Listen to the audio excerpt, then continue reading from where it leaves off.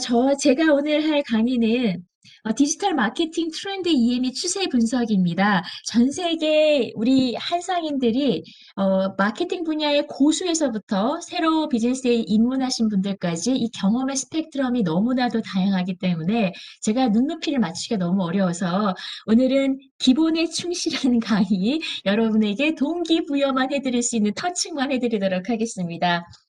이 물리학의 대가이죠. 리처드 파인만이 언젠가 기자들에게 이런 질문을 받았습니다. 아인슈타인의 상대성 이론에 대해서 우리 일반인들이 좀 이해하기 쉽게 설명해 주실 수 있습니까?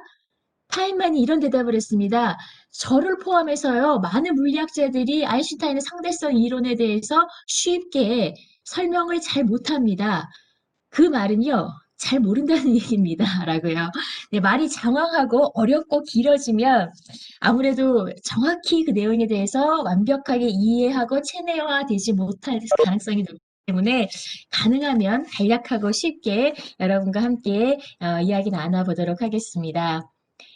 네. 오늘 제가 여러분과 함께 나눌 이야기는요, 바로 디지털 마케팅의 이해 및 추세 분석입니다. 어, 많은 분들이 이 마케팅을 홍보의 개념과 혼동해서 쓰시는 경우가 많습니다. 엄밀히 말하면 마케팅은 상품을 기획하고 가격을 결정하고 유통하고 홍보하는 데까지의 포괄적 의미를 가지고 있습니다. 마케팅은 아주 고도로 발전해 왔습니다. 소비자의 행동과 구매 패턴을 연구하고요. 또 분석해서 그들의 욕구를 읽고 거기에 맞는 상품을 개발하고 때로는 그 욕구들을 창출해 내기도 했습니다. 어느 정도로 마케팅이 발전했냐면요. 어, 인간들의 일반적이고 보편적인 특성들을 잘 파악하고 전반적인 흐름들과 경향을 파악했습니다. 사람들을 이렇게 관찰해 보니까요. 어떤 소비를 할 때, 즉 구매를 한 때 의사결정을 할 때에는요. 대부분이 아주 그 무의식의 세계로 재빨리 결정을 합니다. 물건을 딱 보는 순간 사고 싶다라고 느끼는 거죠. 하지만 일단 구매한 다음에 내 의식으로 합리화를 합니다. 그래, 나한테 이런 물건이 필요했어. 이 물건이 있으면 나한테 더 좋을 거야. 라고 의식적으로 합리화를 하죠. 하지만 어떤 의사결정을 하고 소비를 결정하는 행위 자체는 상당히 인간의 무의식 상태, 뇌의 작용과 메커니즘으로 이루어진다는 걸 알게 됩니다. 그래서 인간의 뇌의 작용의 메커니즘을 이해한 후에 그것을 자극하는 단계까지 이르는 마케팅이 발전을 합니다. 이거를 뉴로 마케팅이라고까지 하죠. 이렇게 마케팅이 발전했는데 여기서 한 발 더 나아가서 바로 디지털 마케팅으로 발전을 합니다. 저는 정확히는 진화라는 단어가 더 어울린다고 생각을 합니다. 그때 그 상황과 기술의 발전에 맞게 그 시장에 최적화된 마케팅 전략을 선택해 왔기 때문에 엄격하게 말하면 마케팅은 진화하면서 발전한 거죠. 그렇다면 디지털 환경이 우리에게 어떤 마케팅의 변화를 줬을까요? 모든 산업의 비즈니스에 엄청난 파급 효과를 가져왔습니다. 예전에 마케팅도 많이 발전했지만 디지털이 보급되면서부터 우리의 산업 분야에 있어서의 마케팅도 획기적인 변화를 일으킬 수밖에 없는 환경이 되었습니다. 이 온라인 마케팅이라고 부르는 인터넷을 기반으로 하는 온라인 마케팅을 디지털 마케팅이 포함하는데요. 그러니까 디지털 마케팅 안에 온라인 마케팅이 들어가는 겁니다. 하지만 우리의 일반적인 이 삶이라는 게 요즘 온라인 선상에서 주로 이루어지고 있기 때문에 온라인 마케팅을 디지털 마케팅의 의미로 많이 사용을 하는 것도 무리는 아니라고 생각을 합니다. 그렇다면 이렇게 발전한 이 온라인 마케팅 그러니까 기존의 마케팅에서 온라인 마케팅은 얼마큼 더 발전한 것일까? 어떻게 다른 것일까요? 아까 제가 기존의 전통적인 마케팅은 사람들의 일반적이고 또 아주 공통된 특성들을 파악하고 전반적인 사회적 분위기와 트렌드를 따라가는 것을 파악하고 분석한다고 말씀드렸는데요. 온라인 마케팅은 더 들어갑니다. 이제는요, 일반적인 게 아니라요, 개개인의 소비자들의 성향과 패턴과 욕구를 파악하고요, 그들과 직접 접촉을 할 수 있습니다. 그들과 유기적 관계를 만들어서 소비자와 생산자와 판매자들이 네트워킹을 구축을 하는 겁니다. 그런데 일반적이고 보편적인 것보다는요, 개별적인 경험의 수가 아주 많았을 때 구체적이고 실질적인 사례들을 우리가 많이 수집하고 분석할 수 있을 때 훨씬 더 대상을 정확하게 파악하는 거죠. 지피지기면 100점 불패입니다. 이렇게 온라인 마케팅의 활용은 우리가 상품을 기획하고 가격을 결정하고 유통하고 홍보하는 데 있어서의 실패율을 확 낮추는 역할을 하게 됩니다. 제가 여러분과 또 다음 이야기로 넘어가도록 하겠습니다. 그렇다면 디지털 마케팅은 선택인가요? 필수일까요? 제 주변에서 이런 얘기들 많이 하십니다. 나 수십 년 동안 비즈니스 해왔는데, 요즘 젊은 사람들 온라인으로 뭐 물건 팔고 홍보하고 하는데, 나 그런 거 못하겠어. 나 그런 거 안 해도 나 여태까지 잘 살아왔어. 라고 생각하실 수 있습니다. 하지만, 제 답은요, 디지털 마케팅은 선택이 아니라 이제 필수입니다. 어, 격변하는 기술의 속도에 마케팅도 따라가지 않고는 이 경쟁에서 이길 수가 없습니다. 그런데 그 속도라는 게 과거에 발전해온 속도하고는 차원이 다른 속도이기 때문에 우리는 이 디지털 마케팅을 편승할 수밖에 없는 어떤 시장의 상황이 되었는데요. 그 디지털 마케팅을 우리가 따라간다 하더라도 그 디지털 마케팅 안에서에도 트렌드의 변화가 아주 빠르게 일어납니다. 예전에는요, 아버지가 아들아, 내 기술을 잘 물려받아서 가업을 이어라 하면 가능했던 시절입니다. 인간의 평균 수명보다 기술의 발전으로 인해서 세상이 바뀌는 속도가 더 늦었기 때문이죠. 하지만 우리는요, 20년 전에 쓰던 컴퓨터, 모니터 지금 쓰고 있지 않습니다. 그만큼 한 세대 안에서도 기술의 변화로 인한 사회적 변화의 속도가 너무 빨라지는 겁니다. 디지털 기술의 보급으로 이 아무래도 마케팅의 포커스가 소셜 미디어로 대표되는 이 정보 공유 플랫폼, SNS에 타겟 집중이 될 수밖에 없습니다. 그것들은 어떻게 발전해 왔을까요? 처음에는 파워블로거들 많이 들어보셨죠? 우리가 온라인을 통해서요, 정말 여러 가지 정보들을 텍스트를 읽을 수 있었습니다. 야, 이 사람들 어떻게 이런 정보를 이렇게 잘 알고 있어? 어떻게 정리를 잘했지? 글로 읽었습니다. 사람들이요, 그게 귀찮아졌어요. 그래서 사진과 이미지로 바꿔서 보기를 원합니다. 그것도 귀찮아져서요, 이제는 영상으로, 가만히 틀어놓으면 눈으로 보이고 귀에 들리는 영상으로 발전을 하고 더 나아가서는 더 짧게, 더 간단하기를 요구하는 시대가 왔습니다. 유튜브를 예를 들어볼까요? 유튜브는 처음에는 동영상을 같이 나눠보자라는 영상 공유 프로그램으로부터 시작을 했습니다. 2005년에 만들어서요, 1년 남짓 했을 때 구글이 그 가능성을 보고 16억 5천만 달러에 구입을 했습니다. 구글이 실적이나 매출을 직접적으로 보고하지 않았었는데 근래에 보고를 했습니다. 지난해 2019년에 유튜브의 광고 매출액이 151억 5천만 달러였습니다. 전년 대비 36% 성장을 했고요. 2018년에 모건 스탠리가 유튜브의 가치를 평가했는데 1,600억이었습니다. 지금 2020년 현재 많은 월가의 애널리스트들이 분석한 결과에 의하면 2천억 불을 훨씬 뛰어넘고 어떤 분석가들은 3천억 달러까지도 이 가치를 평가를 하는 경우가 있습니다. 그런데 이 디지털 환경에서 유튜브라는 이 소셜 미디어 정보 공유 플랫폼이 어떻게 진화되었는지 가만히 보면요. 처음에는 영상을 공유하는 플랫폼이었습니다. 사람들이 이제는요, 유튜브에 직접 들어가서 검색을 합니다. 구글에서 구글링을 하지 않고 유튜브에 가서 구글링을 하는 겁니다. 그리고 이 컨텐츠를 생산하고 소비하는 사람들이 굉장히 유동적입니다. 그래서 그들 간의 네트워킹을 구축합니다. 단순히 정보를 공유하고 영상을 보는 단계가 아니에요. 영상을 함께 공유하고 검색 엔진의 기능을 하고 소셜 네트워킹의 기능을 하는 유튜브로 발전하고 있습니다. 페이스북 볼까요? 젊은 아이들은요, 페이스북을 보면 헤이 부머이라고 합니다. 아유, 저 노인들 하는 거라고 놀리는 경향이 있어요. 페이스북 페이스북보다 더 간결하고 짧은 걸 원합니다. 그래서 인스타그램으로 많이 전환들을 하죠. 그런데 이 페이스북은 인스타의 가능성을 보고 경쟁력을 미리 잡아버립니다. 인스타를 사버렸죠. 사람들은 그 인스타의 짧은 영상과 사진 위주의 이 공유 프로그램에 더 나아가서 틱톡처럼 1분 미만의 15초, 30초짜리 영상을 보는 걸 더 좋아합니다. 이렇게 같은 디지털 환경 안에서도 빠르게 격변하고 있습니다. 그렇다면 마케팅을 하시는 분들은 이 트렌드에 사람들이 더 많이 좋아하고 더 많이 하는 프로그램을 따라가야 할까요?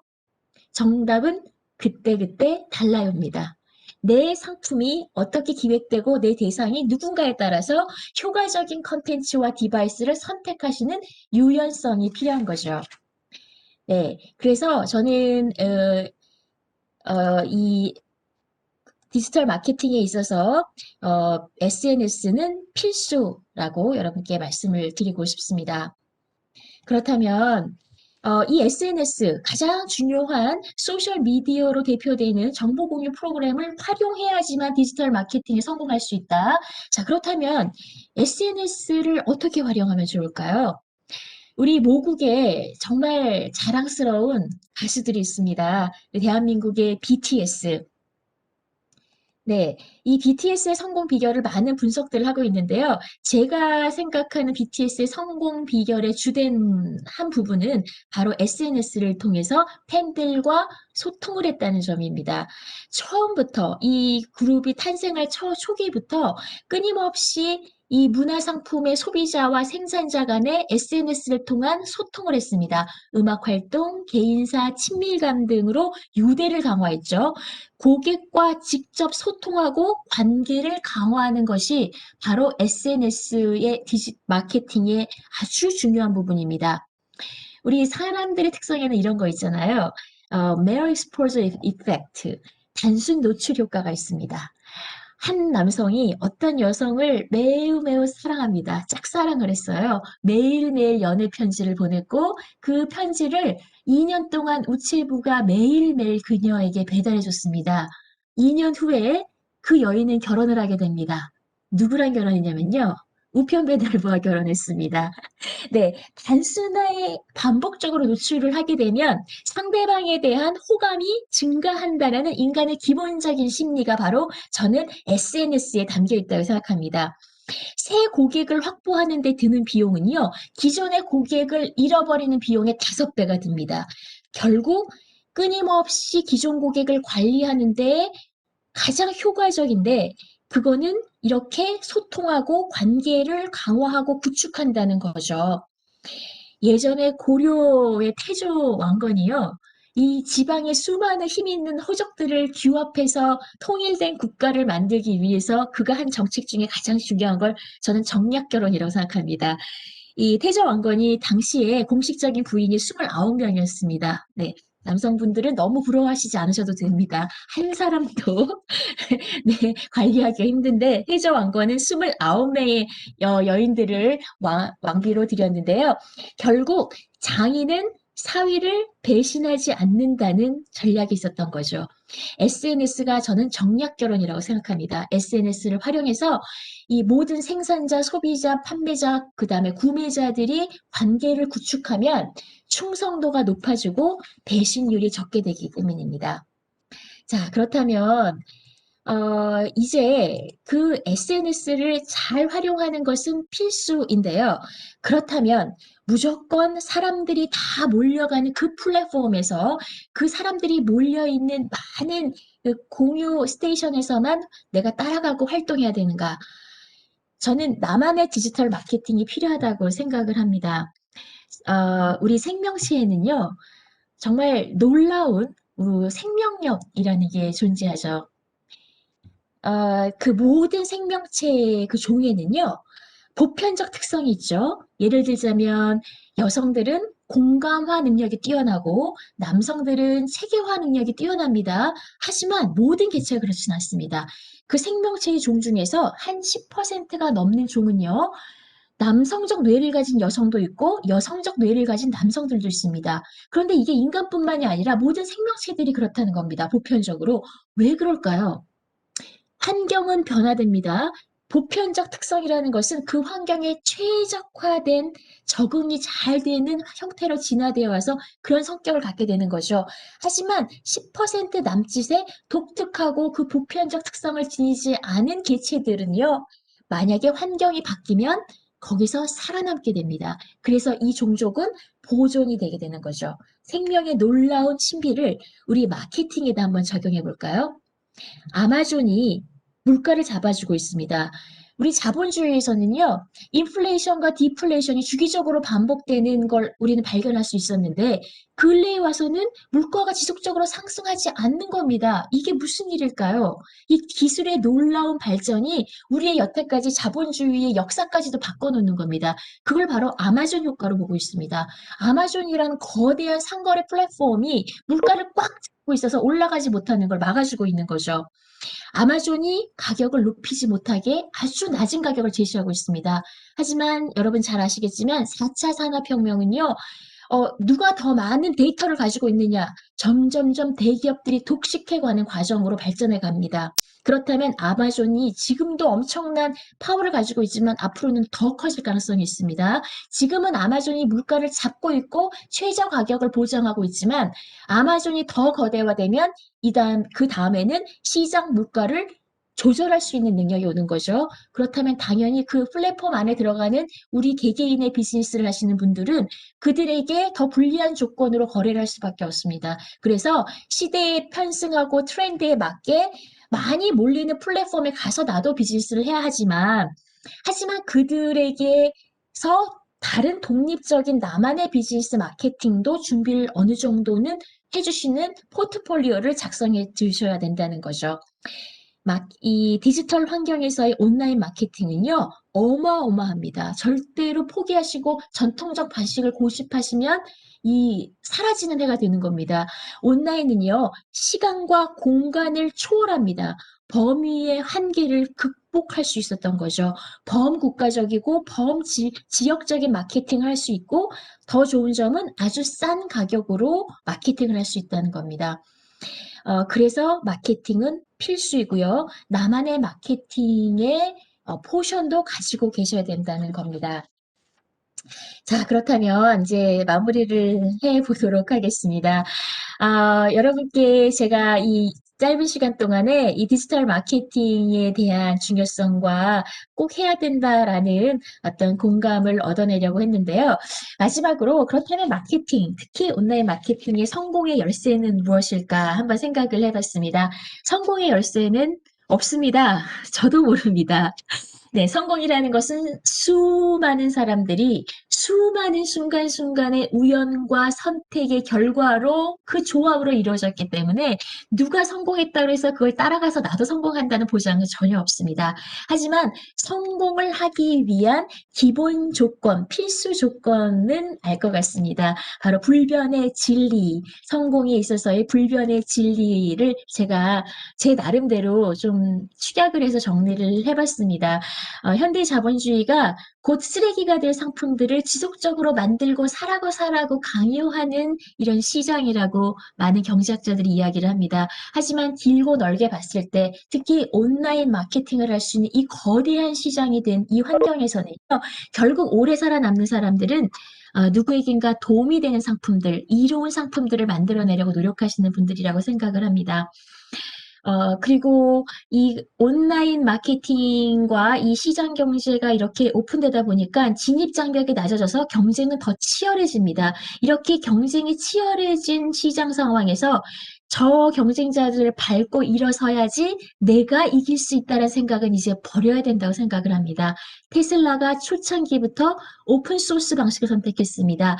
내 기술을 나만의 특허로 가지고 있는 것이 경쟁력이 아니라 사람들한테 오픈함으로 인해서 많은 사람들이 따라 만들게 만들어서 시장을 더 확대시키고 그럼으로 인해서 내 기술이 스탠다드, 표준이 되게 만드는 것이 오히려 나의 경쟁력을 높인다라는 이 아이디어가 지금 테슬라가 주식시장에 있어서의 그들의 근본적인 규모라든가 생산력보다는 훨씬 더 높은 가치를 받고 있는 전 주요한 원인이라고 생각합니다. 그리고 또 한 가지 난세에는 영웅이 나고 불황에는 창조를 발생시킨다고들 하죠. 이 모든 시장에서는요, 기업가가 성공하기 위해서는 창조적 파괴, 앙트레프레네 정신이 있어야 된다고 생각을 합니다. 어렵고 힘든 세상에 더 발전되고 밝은 것들을 비춰줄 수 있는 힘이 되는 기업가 정신이 있다면 우리 한상인들 여러분 모두들 성공을 하실 수 있을 거라는 생각이 듭니다. 네. 고맙습니다. 저는 오늘 강의는 여기서 마치도록 하겠고요. 저는 YSM 미디어 그룹의 이사 이서희였고요.